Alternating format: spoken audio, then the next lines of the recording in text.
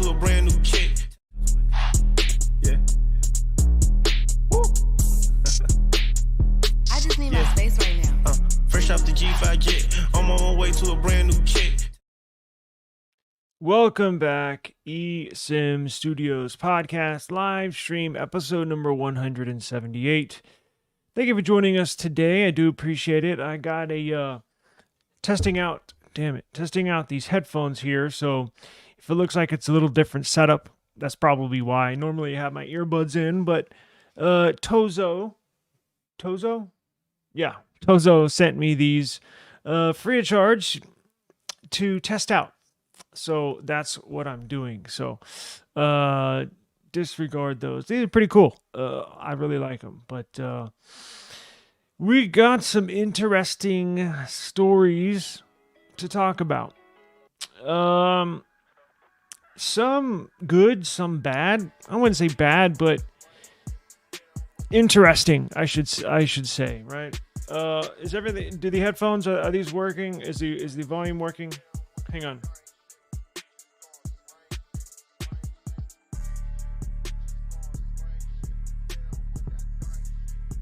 I think they are, right?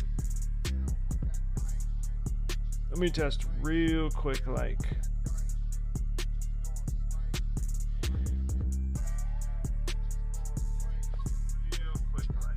Yes, they are. Okay. Back to the show. So, I have some interesting information that we need to get into, right? I've been thinking about this all day. So this morning, let me reverse. As you know, the Pixel 9 series was launched yesterday. And I didn't know how many of these were going to sell at this round of Pixel devices.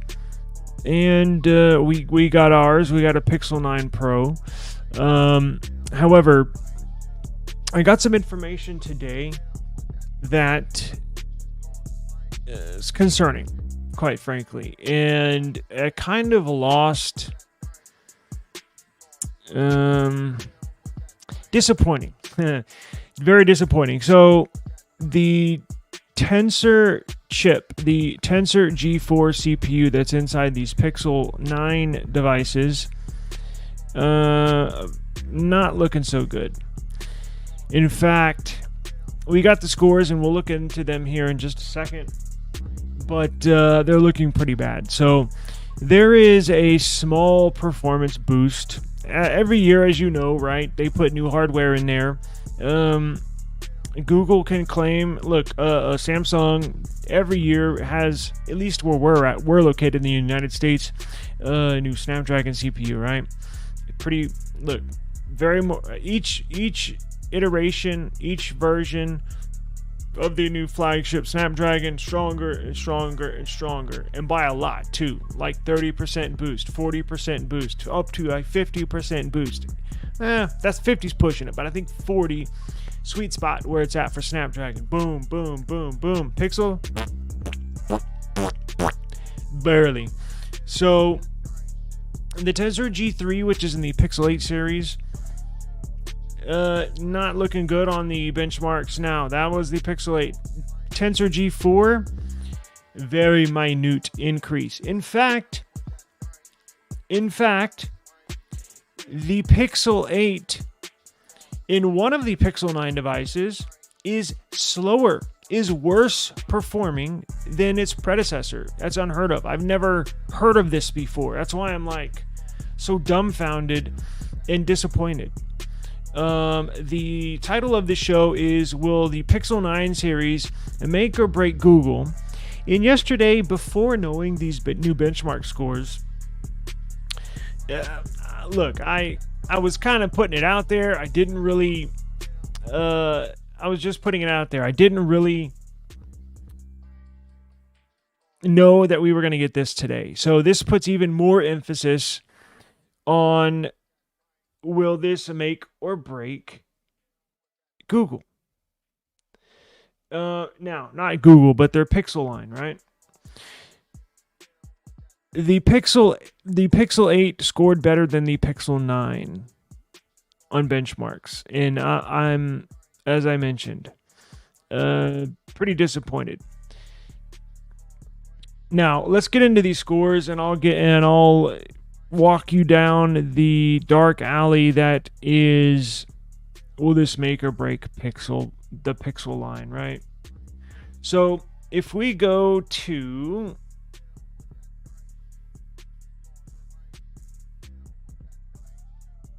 let me show you what I'm talking about. Let me show you the proof, right? Let's show you. And then I'm going to show you these benchmark scores from the Pixel 9. And then we're going to go over the devices that I have in my benchmark scores and show you just how putrid these scores are.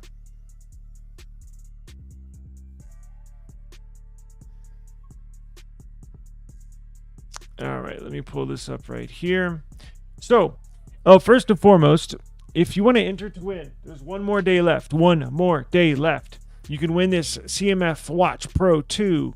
Free of charge, not cost you a penny. I'm going to ship it to you free. Go to esimstudios.app. Go to techlink.news and go to the giveaway section, and you can win this free. We're going to run the giveaway tomorrow. It ends tomorrow at noon. So don't forget, tomorrow at noon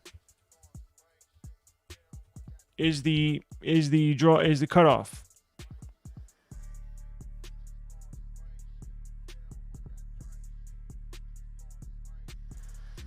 All right.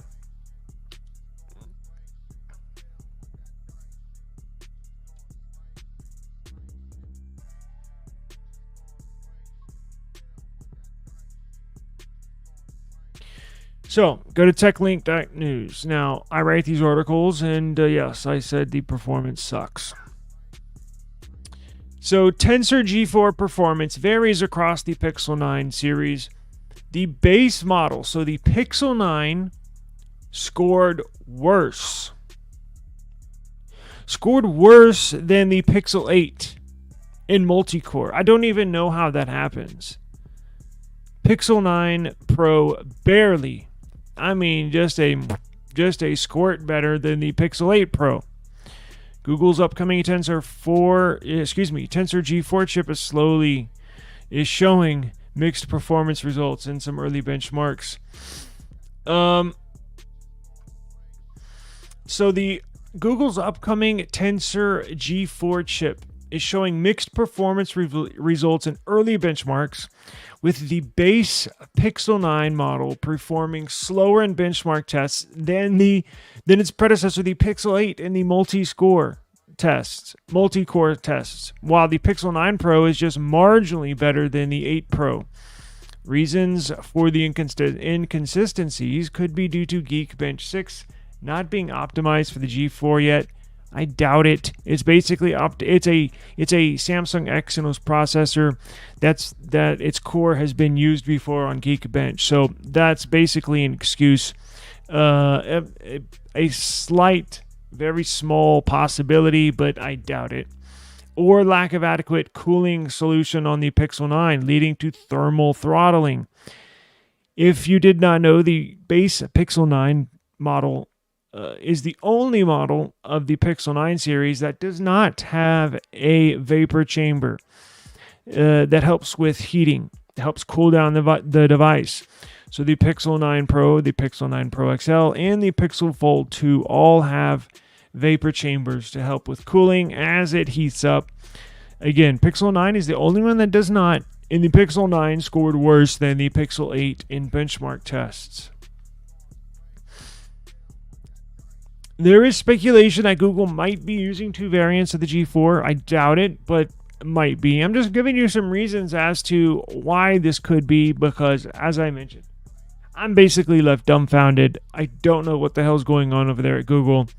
With the more advanced version featuring fan-out wafer-level packing technology reserved for more expensive Pixel 9 models. Now, that's more in-depth technological talk. We don't know yet, right? how the packing is as far as when they actually make this CPU in the manufacturing plant at Samsung. They are moving on to TSMC next year. And we're just not sure until we can get these phones in our hand and figure out what the hell is going on. These performance figures should be taken with caution until more comprehensive testing of the Tensor G4 is conducted after Google officially announces the Pixel 9 lineup this week, which was yesterday. Now, when we get ours in, we'll do extensive testing. We do have a Pro model, so we will definitely test the benchmark scores. So the Pixel 8 is on the left. Pixel 8 Pro is on the right.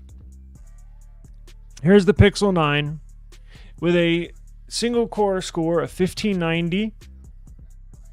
That's a couple of points higher, literally a couple of points higher than the previous model.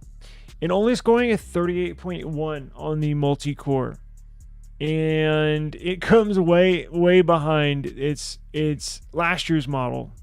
Pixel 8 scoring 4159. Now let's get into the Pixel 8 Pro. So it scored a single core 1760. And Pixel 9 Pro XL 1950. So that's 200 points higher. And then the new Pixel 9 Pro XL scored a 4655 in multi-core. And the Pixel 8 Pro, last year's model, scored 4442. So 4442 last year and 4655. I mean, just by a few percent better. Now, let me compare. Let me give you a score of my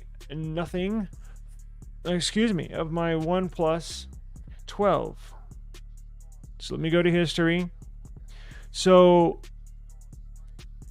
the OnePlus 12 with the Snapdragon 8 Gen 3 scored single core 2121. So it's better than the Pixel 9 Pro XL. And multi-core 5499. And this one 4655. So much better.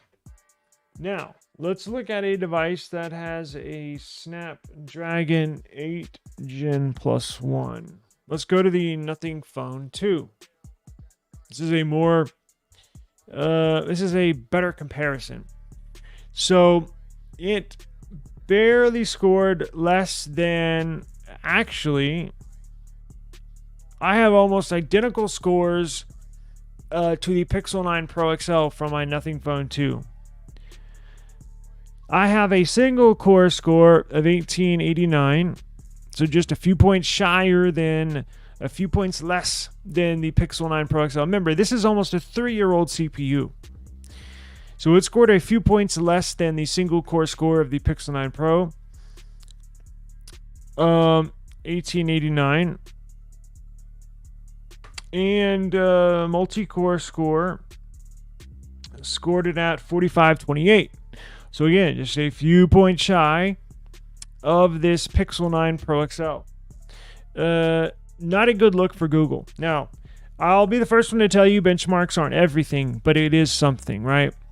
So as long as the phone is nice and snappy and smooth and doesn't stutter and skip and freeze, people should not tell the difference. However, it does matter because it tells you just how powerful the CPU is. It's basically like doing a 0 to 60 in a Corvette, right? Whenever you look at sports cars, they always have the stats, the 0 to 60 in a quarter mile. That's basically what I look at. Single core is the 0 to 60. Multi-core is the quarter mile, right? It'll give you horsepower and basically torque, right? Horsepower is good for the quarter mile. Torque's good for the 0 to 60.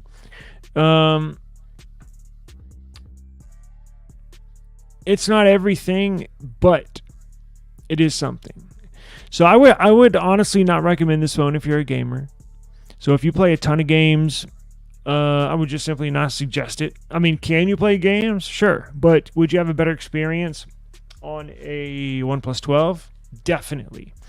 Google coming in to the 2024 flagship device is not a good look.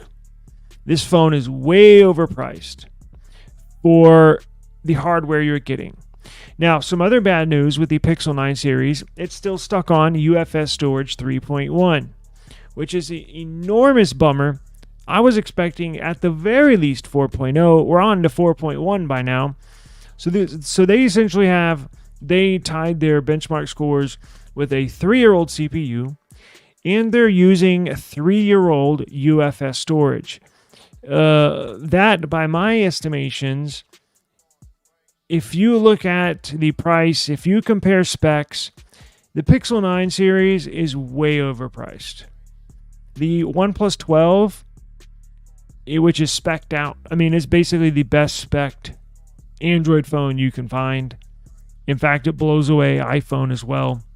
Camera quality, damn near on the level of Pixel. I know Pixel is widely known for having the very best cameras on any smartphone. This OnePlus 12 takes the best photos out of any device I have. So I would put it up against the Pixel 9 Pro. In fact, when we get our Pixel 9 Pro in, we will do comparisons of picture quality. But back to my point. Pixel 9 series is overpriced. So they raised the prices $100 this year over the previous year's models. Over the last year's Pixel 8 series, they raised them $100, and they're using 3-year-old hardware, basically. So, in my opinion, this is my opinion, right? I got to choose my words carefully because I know got some Google employees that subscribe to our channel, so I have to choose my words carefully. Earlier, I'm glad I did not record earlier today because these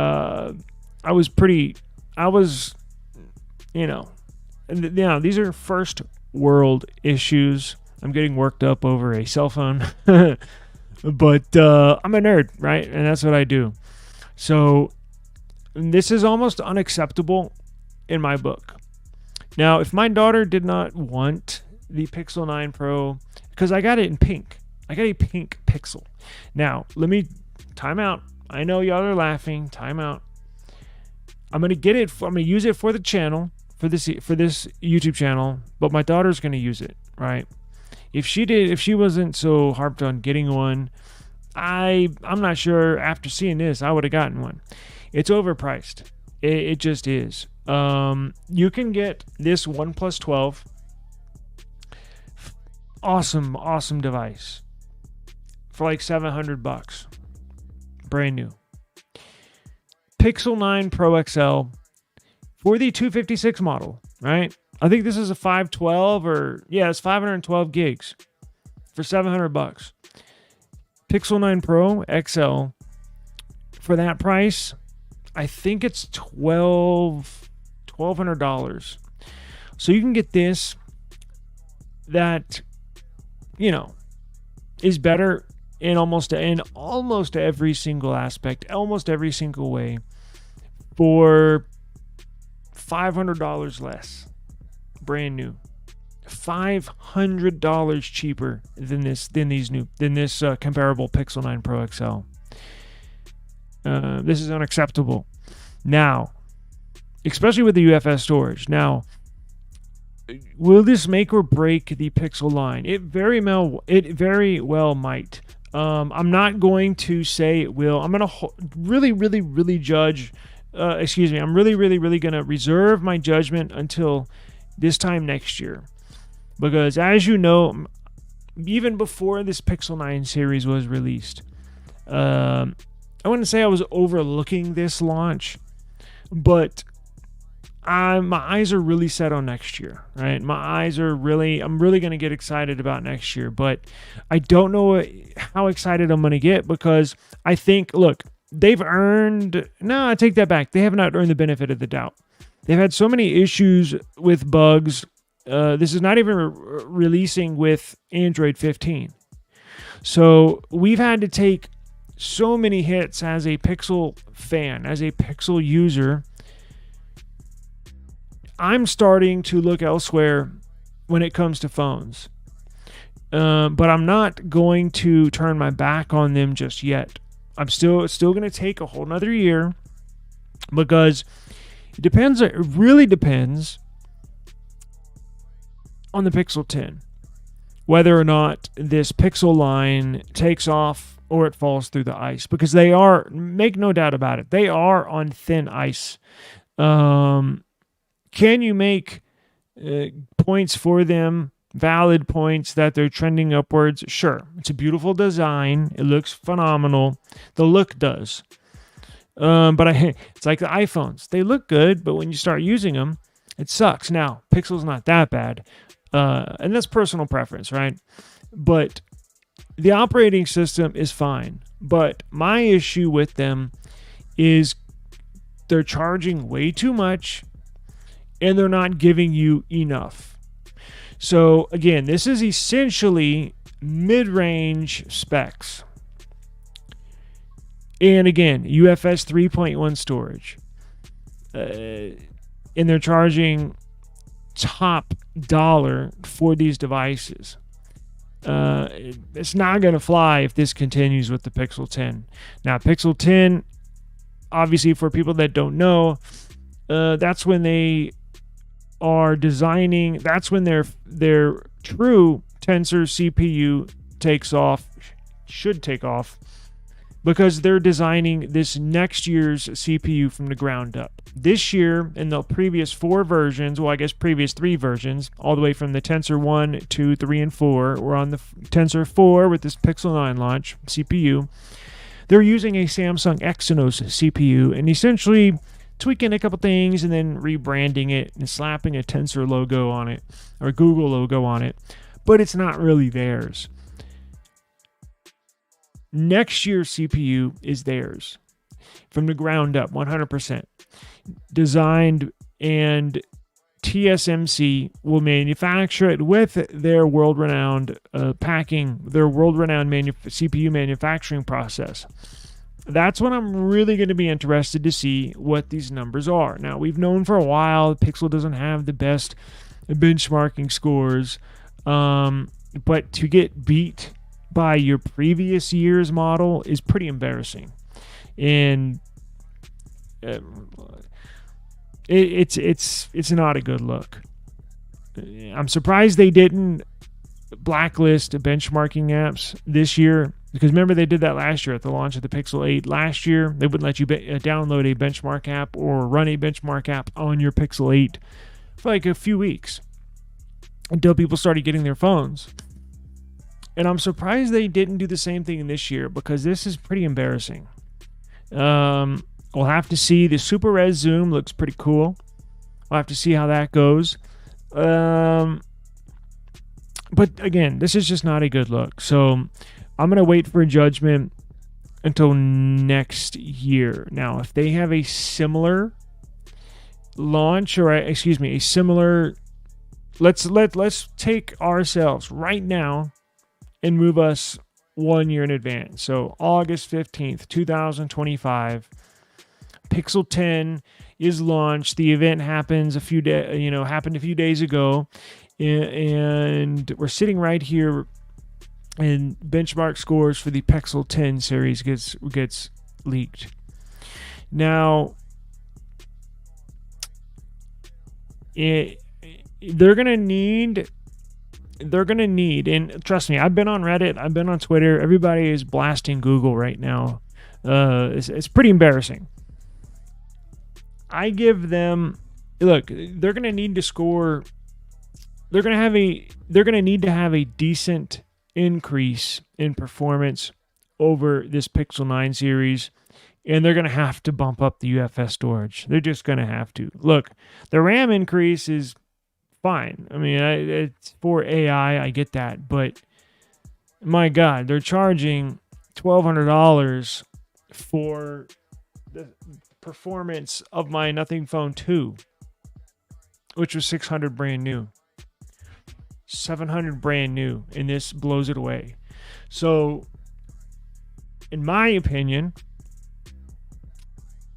I look, if you want one, go get it. I think you'll be fine with it. But as far as recommending it to people, I'm not going to do that. If you want to get it, hey, I may be a hypocrite. I bought one, right? I might be a hypocrite, but I think my situation's a little different because I do have a YouTube channel, and I am gonna do a bunch of testing. If I did not have a YouTube channel, I would not buy it. That's just my point of view.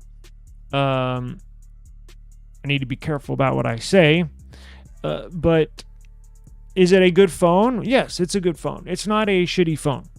It's not a bad phone. But I'm just saying the optics, where this lands, the optics are not good. That's all I'm saying.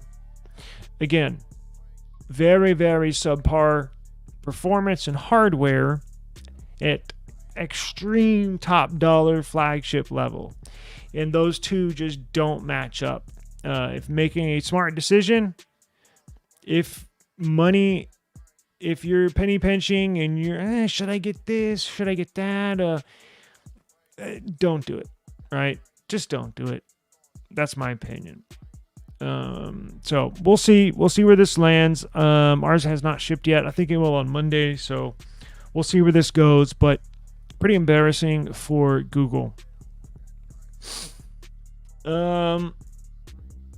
Now, I do have some good news though for Samsung fans out there. And again, we did mention here the Pixel 9 is the only model that does not have a vapor chamber, right? The Pro XL, and the Fold 2 do. Let's go to this. S25. Have y'all seen the new S25 Ultra? Here it is. So, leaks of the new S25 design launch. Now, part of my rumors and leaks that I've been putting out is right. Part of them have been wrong. I'll just put that out there. So I did say that you were going to see an all new design for the S25 Ultra, right? Now, sort of right, sort of wrong. So as you could tell, the S24 like cameras are on the right side. And what they're going to use on the upcoming S25 Ultra is on the left side. You see how they're kind of a squircle? They're half circle, half squares. And these on the right are complete circles. So they are going to go with a squircle setup. So the cameras actually, where these sensors sit on the back of the S25 are going to remain the same, which I was wrong about. But what I was right about is that they are technically going to change the design of the sensors or the glass on the back of how they look, right? So this is what it's going to look on the back. As you can tell, it's pretty rounded. I mean, look at this. I mean, this is the S24 Ultra, and this is a very, very, very square device, right? So yeah, it's sharp 90-degree angles right there. And then with this upcoming S25 Ultra, you're going to get rounded corners, as you can tell. Now, that's not the S25 Ultra, that's the S24. But look at this. Here is what it looks like from the front. Similar design, just a little rounded. So I welcome the rounded corners. I think the squared off, the sharp right angles are fine, but I prefer rounded. So it's probably going to look something. If I can get this damn case off.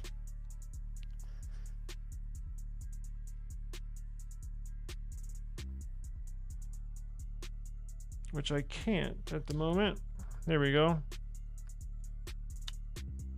Going to look almost exactly like this with obviously the squircle, half square, half circle camera sensors on the back. But I'm just talking outline, the perimeter, the border of this device, of this S24 Plus, is going to look like the S25 Ultra, rounded corners, just with the updated camera sensors on the back. So essentially go from this to that, which will be cool. I'm definitely going to get that. In the new Snapdragon 8 Gen 4 is supposed to be drastically more powerful than this year's Snapdragon 8 Gen 3. Where unlike, taking us back to the previous story, unlike the Tensor chips, in fact, let's see, it's a noticeable, well, I'm not going to get into it now, screw that, but I'm just be wasting time. But Snapdragon next generation 8 Gen 4 is going to blow away Apple's best chip. So can't wait to see that. So look at this iPhone 17 Air. Look at this new design. It reminds me of the Nexus 6P. So Apple is going to do a drastic design change on the back of this new Slim model. If you're not familiar with the Air model, I've been talking quite a bit about the iPhone 17 Slim, iPhone 17 Thin, iPhone 17 Air is what it's now called internally. It's going to have a drastic design change. Now, the other iPhones, the iPhone 17, iPhone 17 Plus, iPhone 17, the iPhone 17, iPhone 17 Pro, and iPhone 17 Pro Max are going to have the same 3-camera design on the back, just like the ones right now, right? So if you have an iPhone 15 Pro Max, if you look at the back of it, all the other 17s are going to have the same camera setup. Only the iPhone 17 Air is going to have the cameras across the back top. Only that one. It's going to be their new model, razor thin, essentially 4 millimeters thick. It's going to be half the size, the thickness of a regular smartphone. I cannot wait to see this in person. No, that's obviously not it, but Apple's doing this to test the waters, essentially. And I think this is going to be one of their highest selling devices. It is going to cost right around $1,100. It is going to cost quite a bit. However, people are going to go crazy for this iPhone. Crazy. I can promise you that. After this, now, again, this is not the one getting released next month, right? The 16, we already know, Pro, Plus, Pro Max, they're going to look the same like every other iPhone. You're not going to see this 17 Air until this time next year, but they're going to test the waters with this.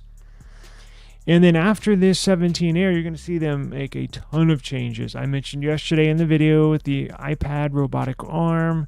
You're going to see the dynamic island go away. You're going to see more foldables. You're going to see an iPhone flip.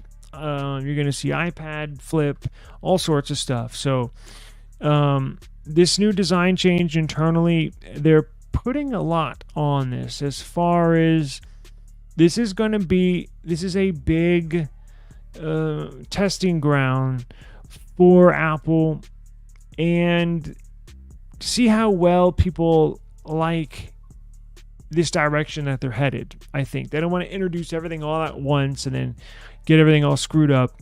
I think what they're doing is fine. I think what their strategy for this is probably adequate, right? For introducing such a big change in a model lineup that has been stagnant for 6 years, right? So take a good look. Here's the new iPhone 17 Air. It's not the final renderings, but this is the latest one, and I think the most visually appealing one. Now, it's going to miss the periscope lens because the periscope lens sensors in these phones actually sit pretty deep inside the phone. Like, they're pretty thick because they have a bunch of different layers.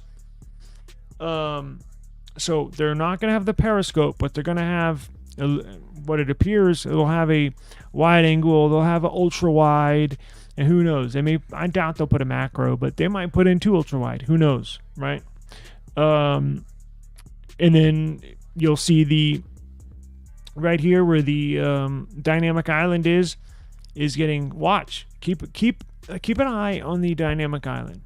Every year, it's going to get smaller and smaller and smaller, to eventually, they're going to have a hole punch 1 year. They will have a hole punch for a year up at the top. But that's only going to last 1 year. And then after that, they're going under display selfie cameras.